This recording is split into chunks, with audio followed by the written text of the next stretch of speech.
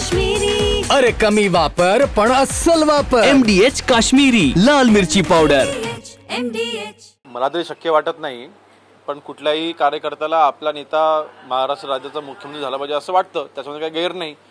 परंतु अमोल मिटकरी जी आमचे सहकारीच आहेत, त्यांच्या भावना आम्ही समजू शकतो, पण मला वाटत नाही ही गोष्ट शक्य आहे। आज महाराष्ट्राचं नेतृत्व देवेंद्र फडणवीस साहेब करतायत आणि माननीय एकनाथ शिंदे साहेब असतील किंवा अजितदादा असतील त्यांना अतिशय उत्तम साथ देत आहेत। माननीय शिंदे साहेब मुख्यमंत्री असताना फडणवीस साहेबांनी आणि अजितदादांनी त्यांना साथ दिली होती। मला वाटतं तिघांचेही मेळ चांगला आहे, त्यामुळे मुख्यमंत्री कुठल्या पक्षाचा असेल किंवा तिघांपैकी कोणी असेल त्याच्याने फरक पडत नाही। आज महाराष्ट्राचा गाडा जो विकासाचा जोमाने चालू आहे असाच जोमाने चालू राहील। राज्यात दोनच समविचारी पक्ष आहेत, राज ठाकरे आणि उद्धव ठाकरे, असं राऊत यांनी टीका केली।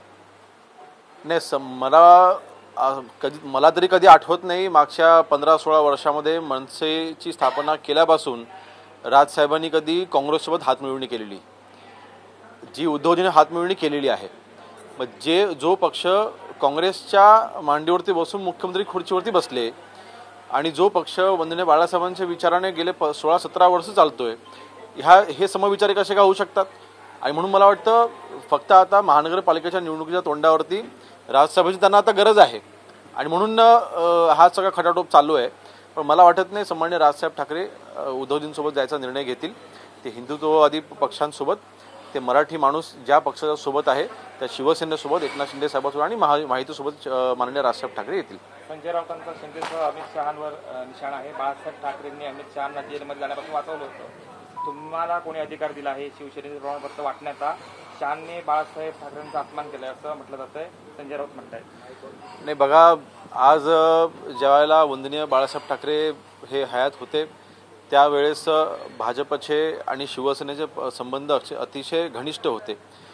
उद्धवजींच्या हातामध्ये जेव्हा पक्षाची सगळी यंत्रणा गेल्याच्या नंतर भाजपसोबत त्यांचं जे काही वादविवाद झाले त्याचे परिणाम 2019ला आम्ही सगळ्यांनी भोगले आणि त्याचे परिणाम नंतर 2022ला त्यांना भोगावे लागले।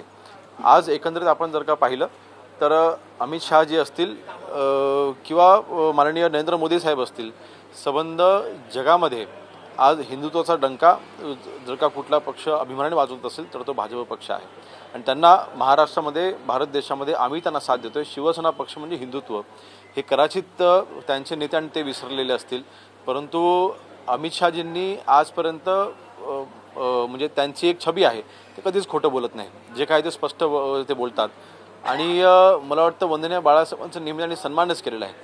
आज नरेंद्र मोदी साहेबांकडे जरी आपण पाहिलं तर ते नेहमी वंदनीय बाळासाहेबांसोबत नतमस्तक झालेले आहेत आणि म्हणून मला वाटतं अशा पद्धतीने फक्त राजकीय चर्चा होण्याकरता वक्तव्य करणं आणि स्वतः तुमच्या आयुष्यामध्ये काय करताय ह्याचा विचार आपण नक्कीच केला पाहिजे। दादा, सामनातून एकनाथ शिंदेवर टीका केली, शिंदे स्वतःचे शिंदेकडे असं काहीच नाही आहे, पक्ष चोरला, बाप चोरलेला, अमित शहाच्या नेतृत्वात भाड्याचे राजकारण आणलेला पैसा चोरीचा, असं सगळा उल्लेख होतो। नाही, स्वतःचं काही नाही, मग 60 आमदारचे निवडून आलेत आणि तुमचे फक्त 20 आमदारचे निवडून आलेले आहेत।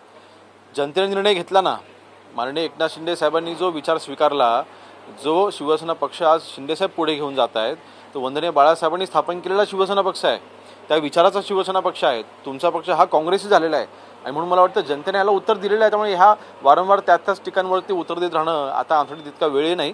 आज आम्हाला महाराष्ट्राचा विकास करायचा आहे, महाराष्ट्रामधलं हिंदुत्व आम्हाला टिकवायचं आहे, वाढवायचं आहे आणि ह्या सगळ्या प्रवासाला महाराष्ट्रातला तरुण देखील अतिशय उत्तमरित्या साथ देतोय। त्यामुळे संजय राऊत साहेबांच्या ह्या वक्तव्यावरती तरी तसं कोणी सहमत होणार नाही, पण ह्या वक्तव्यावर आम्ही दुर्लक्ष करतो। MDHचा किचन किंग मसाला किचन मध्ये असला तर आपण काहीही बनवू शकतो। वांग्याचं भरीत, आलू गोबी, भेंडी मसाला आणि भरपूर काही। MDH